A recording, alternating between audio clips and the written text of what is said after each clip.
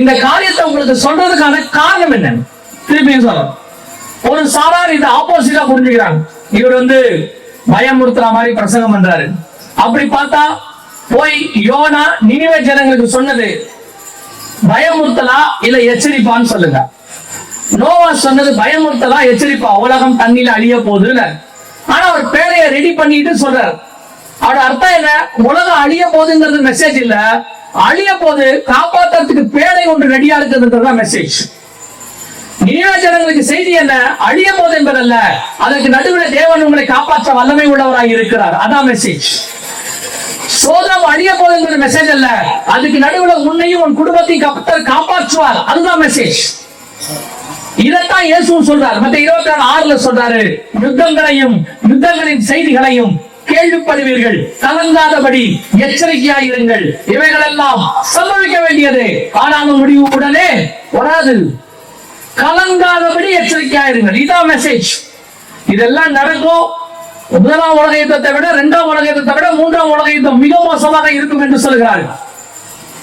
அவ்வளவு பெரிய யுத்தமும் கொள்ளை நோயும் பஞ்சங்களும் ஒரு சேர வரும். உலகம் முழுக்க பல நாடுகளில் பாதிக்கப்படும், கோடி கோடியாய் ஜனங்கள் பாதிக்கப்படுவார்கள்.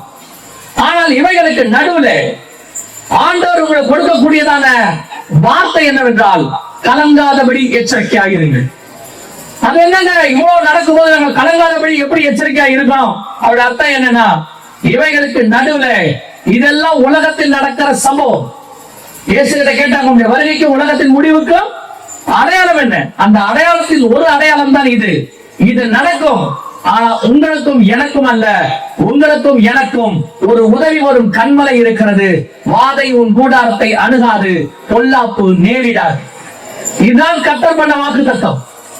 அப்ப தேவ ஜனங்கள் அவரை நோக்கி பார்க்கிறவர்கள் இவைகளுக்கு நடுவிலே பத்திரமாய் பாதுகாக்கப்படுவார்கள். அதை நிரூபிக்க வேண்டியது உங்களுடைய வேலை. இப்ப நாங்க இதுல என்னென்ன செய்யணும்? இயேசு ஒரே வார்த்தை சொல்றாரு, கலங்காதபடி எச்சரிக்கையாயிருங்கள். பயப்படுறதுக்கு எச்சரிக்கையாக, பயப்படாதபடி எச்சரிக்கையாக. ஏன் தெரியுமா? பயம் என்பது ஒரு விதமான பாவம். வெளிப்பட்ட விசேஷம் சொல்லுது, கடைசி காலத்துல நரகத்துக்கு போறவங்க லிஸ்ட்ல ஃபர்ஸ்ட் யார் இருக்கிறா தெரியுமா? பயப்படுகிறவர்கள். அப்படின்னு இந்த மாதிரி சம்பவம் நடக்கும் போது உங்களுக்கு ஒண்ணு தெரியணும், உலகம் பெரிய பேரழிவை சந்தித்தாலும் சரி, எப்பேற்பட்ட காரியங்கள் நடந்தாலும் சரி, இவைகளுக்கு நடுவில் எங்களை பாதுகாக்கிற ஒருவர் இருக்கிறார். எங்கள் ரட்சகர் இன்னும் உயிரோடு கூட இருக்கிறார். எங்கள் தேவன் சர்வ வல்லமை உள்ள தேவன். நாங்கள் அவருடைய வஸ்திர மறைவுக்குள்ள இருக்கிறோம். அவருடைய உள்ளம் கையிலே வரைந்து வைக்கப்பட்டிருக்கிறோம். கண்ணின் கருவிழியாய் பாதுகாக்கிற தேவன் ஒருவர் இருக்கிறார். அவர் எங்களை பாதுகாப்பார். இந்த விசுவாசம் உங்களுக்கு வரணும். நீங்க உலகத்தார மாதிரி சேர்ந்து பயந்தீங்கன்னா, இப்போ சொல்றேன், அரசாங்கம் ஒரு பிரிகாஷன் எடுக்க சொல்றதுன்னா எடுங்க, மாஸ்க் போடுங்க போடுங்க, அதெல்லாம் உங்களை சொல்லல. ஆனா இருதயத்தில் பயப்படாதீர்கள். நீங்க பயந்தால் வசனம் சொல்லுது, நான் பயந்தது எனக்கு நேரிட்டது. ஒண்ணு மட்டும் உங்களுக்கு தெரியணும், உங்களை கொண்டு வந்த தேவன் வனாந்தரத்தை அழிப்பதற்காக கூட்டிக் கொண்டு வரவில்லை, கானானுக்கு கொண்டு போய் சேர்ப்பதற்காக அழைத்துக் கொண்டு வந்தார். உங்கள் தரிசனமும் உங்கள் வாக்கு தத்தமும் நிறைவேறும் வரை ஒரு நாளும் கர்த்தர் உங்களை கைவிடவே மாட்டார். அவர் வாக்கினால் சொன்னதை கரத்தினால் நிறைவேற்றுவார். அது வரைக்கும் உங்களை யாரும் எதுவும் செய்ய முடியாது. நீங்க வேணா அந்த சங்கீதம் இருக்கு இல்லையா, 91 சங்கீதம் இருக்குல்ல, உன்னதமானவருடைய மறைவில் இருக்கிறவன் சர்வ வல்லவருடைய நிழலில், அந்த சங்கீதத்தை டெய்லி போய் வீட்டுல படிங்க. விசுவாசத்தை வளர்க்க, வசனம் தான் விசுவாசத்தை வளர்க்கும். நியூஸ் வளர்க்காது. நியூஸ் பயமுறுத்தும். யாரு கூடயாவது உட்கார்ந்து பேசிங்கன்னா பயமுறுத்துவாங்க. ஆனா எது விசுவாசம் வளர்க்கும் தெரியுமா? கர்த்தருடைய வார்த்தை உங்கள் பயத்தை போக்கும். கர்த்தருடைய வார்த்தை சொல்லும், எகிப்து சேனை ஒரு பக்கம் வந்தாலும், செங்கடல் ஒரு பக்கம் நின்றாலும், அவைகளுக்கு நடுவிலே இஸ்ரவேலை கடக்க பண்ணி பத்திரமாய் பாதுகாத்த தேவன் இந்த யுத்தங்களுக்கு நடுவிலே, கொள்ளை நோய்களுக்கு நடுவிலே, பஞ்சங்களுக்கு நடுவிலே எங்களை பத்திரமாய் பாதுகாக்க வல்லமை உள்ளவராய் இருக்கிறார். இந்த விசுவாசம் உங்களுக்கு வரணும். அதுக்கு தான் இந்த கூட்டம். என்ன நடக்க போகுதுங்கிறத சொல்றதுக்காக கூட்டம் இல்ல, அதுக்கு நடுவுல கர்த்தர் உன்னை எப்படி காப்பாற்ற போறான்னு சொல்றதுக்கு தான் இந்த கூட்டம். ஏன்னா இதை சொல்லலைன்னா வரும்போது நீங்களும் அவங்க மாதிரியே பயப்படுவீங்க. ஏன்னா கொரோனால பயந்து இருக்கிறீங்க. கொரோனால என்ன செய்யணும் தெரியாம ஸ்தம்பிச்சு போய் நின்று இருக்கிறீங்க. வீட்டை பூட்டிட்டு போய் உட்காந்து என்ன பண்ணணும் தெரியாம முடிச்சிருக்கீங்க. அதுக்குதான் ஆண்டவர் இப்போ உங்களுக்கு கொடுக்கிறார்.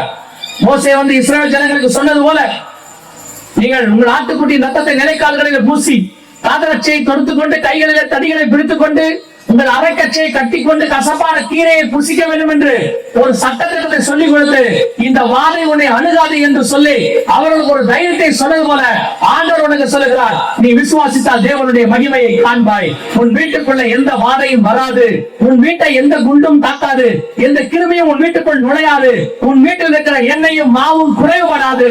சர்வ வல்லமையுள்ள தேவன் உன்னை பாதுகாக்க வல்லமை உள்ளவராய் இருக்கிறார்.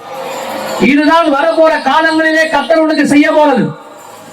இல்ல எப்படிங்க எல்லாருக்கும் வருது நமக்கு வராதுன்னு எப்படி சொல்லுவீங்கன்னா வரும். ஏன்னா நீங்கள் என்ன நம்புனீங்களோ அதான் நடக்கும். யோசுவாவும் காலேபும் உள்ள அந்த விசேஷ ஆவி உங்களுக்கு வரணும். இந்த 3ஆம் உலக யுத்தம் மிகப்பெரிய அளவில் வரும்போது உலகளாவிய எல்லா பக்கமும் பரபரப்பாக காரியங்கள் நடக்கும் போது உனக்கு ஒண்ணு தெரியணும், இது எல்லாம் நடக்கும். ஆனால் நான் விசுவாசிக்கிறவர் இன்னார் என்று அறிந்திருக்கிறேன். அவர் என்னை பரமையாக்கிற பட்சியை போல பாதுகாக்க வல்லமை உள்ளவராய் இருக்கிறார். அதுக்காகத்தான் இந்த கூட்டம் நடக்குது. நல்லா தெரிஞ்சு கொள்ளுங்க. நம்ம சொல்லிட்டு போறோம், திருப்பி வருவதற்கு வாய்ப்பு இருக்குமான்னு தெரியாது. ஆனா இப்பவே அதற்கான ஒரு ஆயத்தத்தை நீங்க தொடங்குங்க. சும்மா நீங்க உட்கார்ந்துகிட்டு இன்னும் பேர பிள்ளைகளுக்கு இடம் வாங்கறதுக்கு நேரம் இல்லை. எலிசா சொன்ன மாதிரி ஒளிவ தோப்புகளையும் திராட்சை தோட்டங்களையும் வீடு வாசல்களை வாங்குவதற்கு இது காலமோ? அந்த காலம் இது அல்ல. இது உங்களையும் உங்கள் குடும்பத்தையும் பேழைக்குள்ளே பத்திரமாய் பாதுகாக்கிற காலம். நோவா தன் குடும்பத்தை ரட்சிக்கும்படிக்கு ஒரு பேழையை உண்டு பண்ணினான். அதே மாதிரி தான் ஆண்டவர் இப்ப கொடுக்கிறார். Last chance. நாம் இனி ஒவ்வொரு நாளும் வீடுகளிலே கர்த்தரை நோக்கி பார்க்க போகிறோம். வீடுகளிலே குடும்ப ஜெபம் ஆரம்பிக்கணும். நீங்கள் உட்கார்ந்து உங்கள் வீடுகளிலே துதியும் ஸ்தோத்திரமும் ஆரம்பிக்கணும். நாகர்கோவில் மாவட்டம் கர்த்தரை ஆராதிப்பதற்கோ வார்த்தைக்கோ ஆவியில நிறைவதற்கோ நல்ல பேருள்ள மாவட்டம். எப்பவும் சொல்லுவாங்க, மத்த எல்லா மாவட்டத்திலும் சொல்லுவாங்க, வருஷம் 365 நாளும் நாகர்கோவில் என்ன நடக்குமா, கன்னியாகுமரி மாவட்டத்தில் என்ன நடக்குமா, கன்வென்ஷன்ஸ் நடக்குமா. கர்த்தரை 365 நாளும் உயர்த்துகிற இதே கன்னியாகுமரி மாவட்டம் கடந்த சில வருஷங்களாக கர்த்தரை விட்டு தூரம் போயிருக்கிறது. ஆவியிலே ஆராதிப்பதற்கு பதிலாக மாம்சத்தின் ஆராதனை வந்திருக்கு. கர்த்தருடைய வார்த்தைக்கு பதிலாக உலகத்தின் வார்த்தை உள்ளே நுழைஞ்சிருக்கு. இன்னைக்கு பிழையாம் போன்ற தீர்க்கதரிசிகள் உங்களுக்குள்ளே நுழைந்திருக்கிறார்கள். பாலாக்கியினுடைய காசுகளுக்காக தீர்க்கதரிசனம் உரைக்கக்கூடிய தீர்க்கதரிசிகள் உங்களுக்குள்ளே நுழைந்திருக்கிறார்கள். இயேசுவின் உபதேசங்களுக்கு இடம் கொடுக்கிறவர்கள் உங்களுக்கு இருக்கிறார்கள். உங்களுக்கு ஆண்டவர் நீங்கள் கர்த்தருக்கு பிரியமாய் இருந்த காலம் ஒன்று உண்டு. அதன் நிமித்தம் கர்த்தர் உங்களுக்கு சொல்லுகிறார், காசுக்காக ஊழியம் பண்ணாத, காசுக்காக ஊழியம் பண்ணாதீங்க, உலகத்தினுடைய தேவைகளுக்காக செய்யாதீங்க, கர்த்தருக்காக ஊழியம் பண்ணுங்க. தேவைகள் தானாய் சந்திக்கப்படும். பரலோகத்தின் தேவனுடைய போஷிக்க வல்லமை உள்ளவராய் இருக்கிறார். சும்மா எதுக்காக காசுக்காக உன்னுடைய கொடுத்த வரத்தை, உனக்கு கொடுத்த தாளந்த, கர்த்தர் கொடுத்த தரிசனத்தை யூஸ் பண்ணாத, அதை சம்பாதிக்கிறதுக்கு யூஸ் பண்ணாத. நீ அதை செஞ்சினா ஒரு நாள் நீ பரிந்துரைக்கப்பட்டவனாய் இருப்பாய். பிள்ளையாமை விட மோசமான இடத்துக்கு போவ. கர்த்தர் உனக்கு எச்சரிப்பு கொடுக்கிறார். நீ கன்வென்ஷன் என்றால் நல்ல வாக்கு தத்தத்தை வாங்கிட்டு நல்லா முடியும் போது சாப்பாடு போட்டு சாப்பிட்டு போற நல்ல கன்வென்ஷன். இந்த கன்வென்ஷன் கர்த்தர் உங்களையும் உங்கள் ஊழியத்தையும் குடும்பத்தையும் பத்திரமாய் காப்பதற்கு எச்சரிக்கை கொடுக்கிற கன்வென்ஷன் இது. இந்த கன்வென்ஷனுக்கு வந்தது நல்லது என்று நீங்கள் ஒரு நாள் சொல்லுவீர்கள். கர்த்தர் எங்களுக்கு முன்பதாகவே சொன்னார், எங்களை எச்சரித்தார், எங்களை பாதுகாத்தார், நாங்கள் இப்போது பத்திரமாய் இருக்கிறோம் என்று நீங்கள் சாட்சி சொல்லத்தக்கதாக கர்த்தர் உங்களை ஆசீர்வதிப்பார். கர்த்தருடைய வருகை ஒருவேளை முந்துமானால், இவைகளுக்கு நடுவிலே கர்த்தருடைய வருகை வருமானால், அதற்கும் சபை ரெடியா இருக்கணும், அதற்கும் சந்திக்கிறதுக்கு ரெடியா இருக்கணும். நீங்க நானும் ஏன் இயேசுவை தேடுறோம் தெரியுமா? கிறிஸ்தவங்க மார்க்கெட்டி கொண்டதுக்கு இல்ல. கன்னியாகுமரியில கிறிஸ்தவங்க நாங்க இங்க மெஜாரிட்டியில இருக்கிறோன்றதுக்காக இல்ல. பரலோகத்துல சிறுபான்மையினர் பெரும்பான்மையினர் மண்ணாங்கட்டி எல்லாம் கிடையாது. பரலோகத்துல ரெண்டே சாட்சி தான். ஒன்று, உன்னையும் உத்தமம் உள்ளவனே எஜமானுடைய சந்தோஷத்துக்குள் பிரவேசி. இன்னொன்று, அக்கிரம செய்கைக்காரனே என்னை விட்டு அகன்றுவோ. நீ எந்த டினாமினேஷன், எந்த வளர்ப்புல வளர்ந்தீங்க, அதெல்லாம் ரெண்டாவது. உன் இருதயம் தான் ஃபர்ஸ்ட். கர்த்தர் உன் இருதயத்தை பார்க்கிறார். அவரை சந்திப்பதற்கு சபை ரெடியா இருக்குதா? கர்த்தரை சந்திப்பதற்கு உன் ஆவி ஆத்மா சரீரம் ரெடியா இருக்குதா? உங்களுடையதான ஆவி ஆத்மா சரீரம் கர்த்தருடைய ரத்தத்தாலே கழுவப்பட்டிருக்கிறதா? பாவ மன்னிப்பு நிச்சயம் இருக்கா? அதான் ஃபர்ஸ்ட். ஆண்டவர் என் பாவத்தை மன்னிச்சிருக்கிறாருங்கிற நிச்சயம் இல்லாம, ரட்சிப்பின் சந்தோஷம் இல்லாம நீ வருகையில போக முடியாது.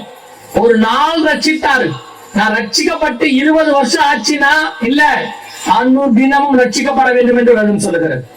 நான் அடைந்த ரட்சிப்பை பத்திரமாய் பாதுகாத்துக் கொள்ள வேண்டும் என்று வேதம் சொல்லுகிறது. முடிவு பரியந்தம் நிலைநிற்கிறவனே ரட்சிக்கப்படுவான் என்று வேதம் சொல்லு. என்னைக்கோ அடைந்த ரட்சிப்பை புதுப்பிக்கணும். ஒவ்வொரு நாளும் அந்த கான்சியஸ் இருக்கணும். ஆண்டவர் வந்தா நான் போகணுங்கிற எண்ணம் இருக்கணும். 20 வருஷத்துக்கு மேல ரட்சிக்கப்பட்டேன், அந்த 20 வருஷம் முன்னாடி உள்ள ரட்சிப்பின் எக்ஸ்பீரியன்ஸ்ல வாழ்றவங்க நிறைய பேர் இருக்கிறாங்க. எக்ஸ்பீரியன்ஸ் உதவாது, உன்னை ஏமாத்திடும். ஆனா ஒவ்வொரு நாளும் தேவ சமூகத்துல காத்திருந்தீனா அது உன்னை கொண்டு போய் பரலோகத்துல சேர்க்கிறேன். இரண்டாவது, பிதா குமாரன் பரிசுத்தாவின் நாமத்தினாலே தண்ணீர்ல மூழ்கி ஞானசாரம் எடுத்துக்கணும். வேற எந்த ஞானசாரமும் பைபிள் சொல்லல. ஞானசாரத்தை எடுக்கணும், எடுக்காம இருக்கக்கூடாது. ஒரு சிலர்லாம் கேட்கிறோம், கல்ல ஞானசாரம் எடுத்தானா அப்படின்னு ஒரு அறிவுபூர்வமான கேள்வி ஒண்ணு கேட்பாங்க. கல்ல ஞானசாரம் எடுக்கல, பக்கத்துல தொங்கின இயேசுநாதர் எடுத்தாரா இல்லையா? பக்கத்துல நடுவுல சிலுவையில தொங்கின இயேசுநாதர் எடுத்தாரா இல்லையா? இப்ப ரோல் மாடல் யாரு? கல்லனா இயேசுநாதரா? ரோமர் 8:29 சொல்லுது, குமாரனின் சாயலுக்கு ஒப்பா இருக்கும்படி கர்த்தர் உன்னை அனுப்பினார். அப்ப இயேசு மாதிரி நீங்க மாறணுமா, கல்லன மாதிரி மாறணுமா? இயேசு ஞானசாரம் எடுத்திருக்கிறார் தண்ணியில மூழ்கி, அதை எடுக்கணும், அவ்வளவுதான். இந்த கொஸ்டின் கேட்கறான்ல ஏன் அப்படின்னு, அதுல ரிபெல்லிங் ஸ்பிரிட். விசுவாசம் எனப்படுவது யாதெனில், விசுவாசம் என்ன தெரியுமா?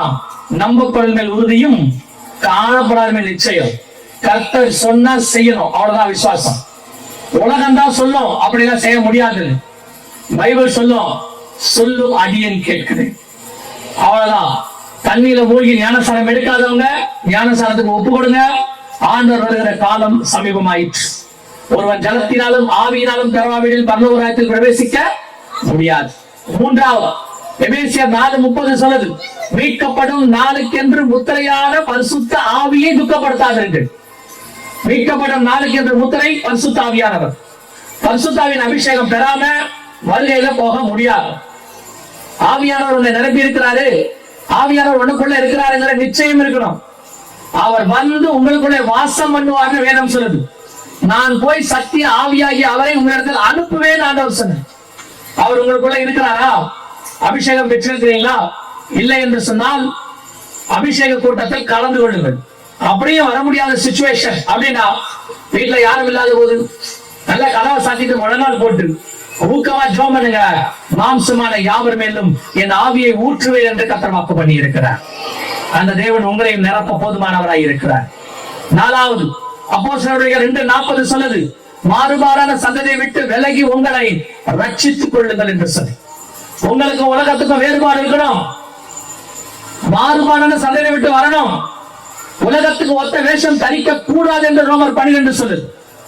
இன்னைக்கு சபை உலகத்தின் ஒத்த வேஷத்துக்கு போகுது. உலகத்தானுடையதான காரியங்கள் எல்லாம் சபைக்குள்ள வருது. உலகத்தான் உபதேசம் ஒரு காலத்துல வந்துச்சு, இப்ப உலகத்தானுடைய ஆக்டிவிட்டி சொல்லுது. ஒரு காலத்துல சபை இருந்ததான அந்த வேறுபாடு இப்ப சபைக்குள்ள இல்ல. சபைக்கு வருவனையும் உலகத்தானையும் சபைக்கு வரத பார்க்குவதை தெரிஞ்சுக்கலாம்.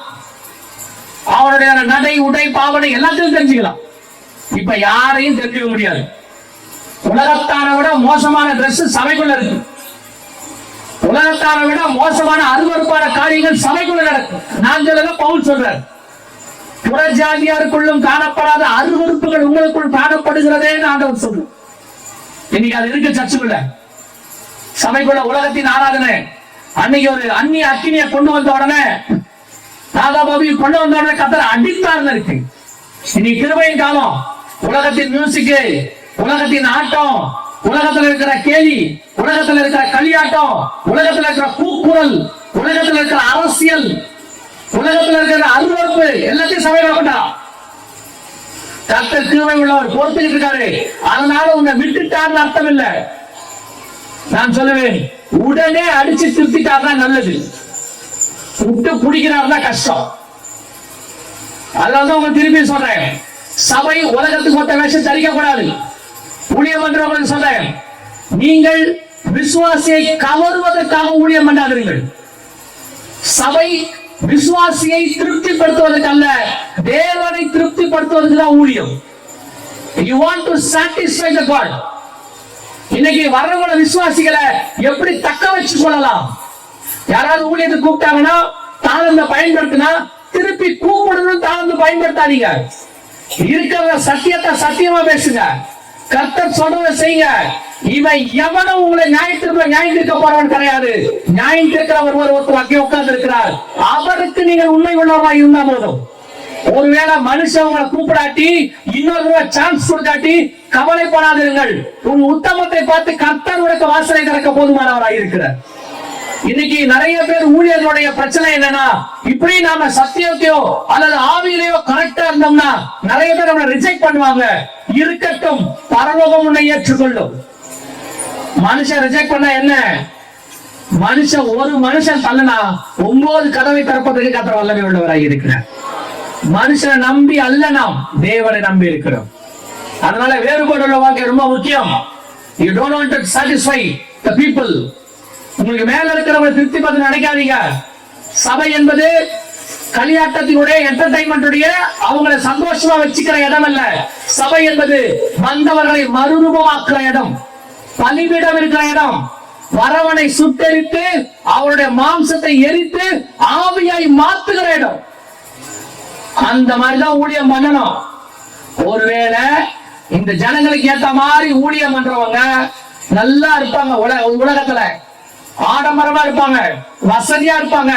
அதை பார்த்து நீ கெட்டு போயிடாத, அதை பார்த்து கெட்டு போயிடாத.